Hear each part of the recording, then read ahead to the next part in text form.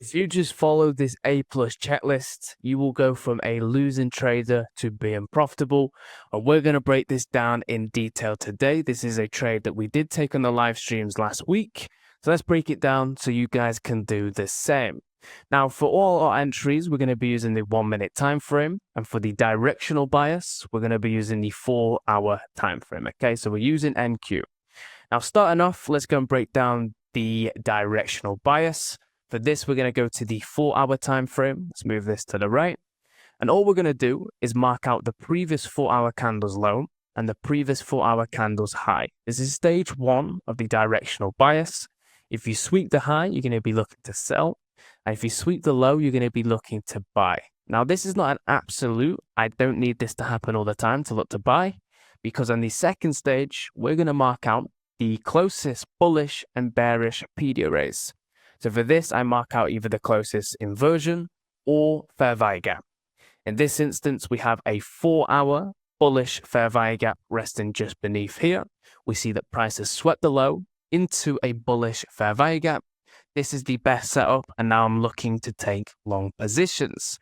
Now we can see we have a 4-hour inversion. This actually should be an inversion fair value gap here. That's the closest selling pressure, meaning we have all this range from this low to this high to look for buying positions. Now, a little bonus, we also had accumulation. We then manipulated to the downsides when we're anticipating the distribution, right? AMD. So deleting this, let's put this back here so we can see. Okay, so it's just here. Now, on the 1 minute time frame, the directional bias is not finished. We do need to mark out the opening candle range of the 830. So let's go to 830. We see this is the 830 candle. We're going to mark out the actual open. And if we're above the 830, this is a premium. Now we do the same for the midnight. You can see the midnight here.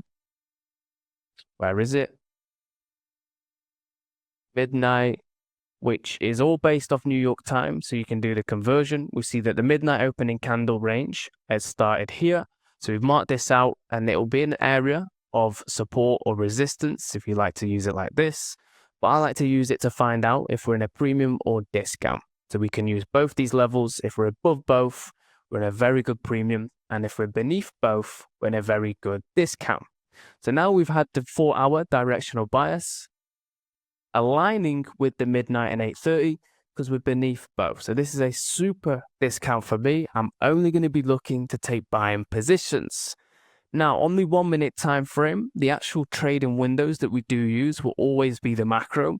I do add 5 minutes before and after the macro. So in this instance, we were 10:45 to 11:15. Normally, it's 10:50 till 11:10. So if you want to add the 5 minutes, I found a lot of my trades be in the 5-minute windows as well. So do the testing and see if that works for you. So we can see that we are in this window. It tends to give me the best results. Now, in terms of actual reasoning for me taking a trade, I can't just enter blindly into a bullish position. I like to wait first for the AMD. So essentially, accumulation. Actually, we can annotate it. We have accumulation, which is also known as consolidation, where the market isn't going up or down. We're just going sideways.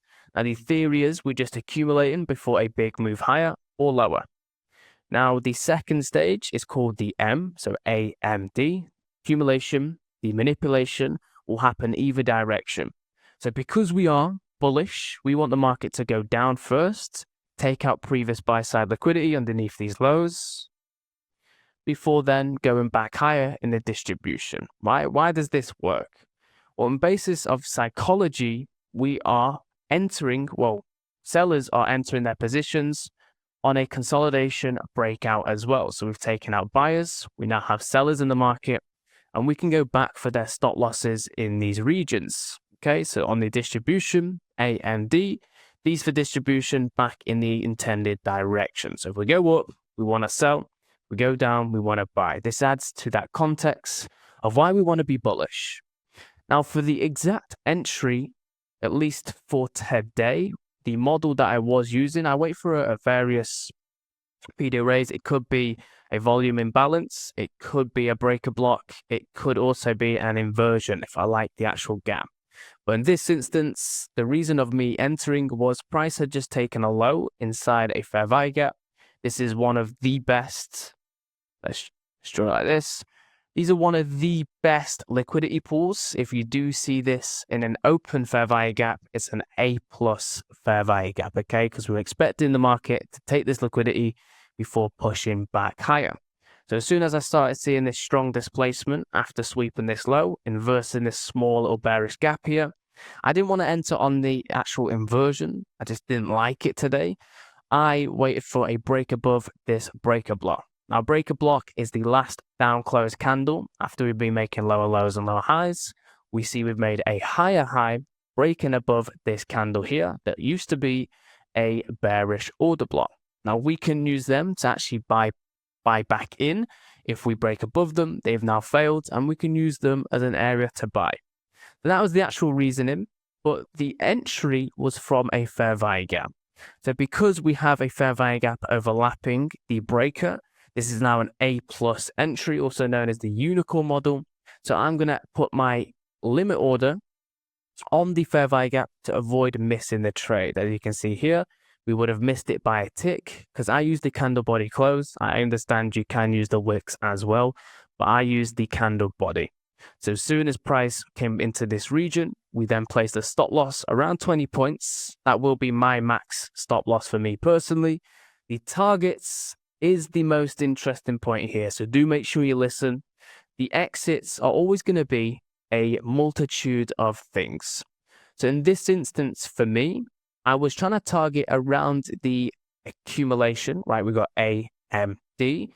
I was trying to target somewhere in the accumulation, and I always target a 1 to 2.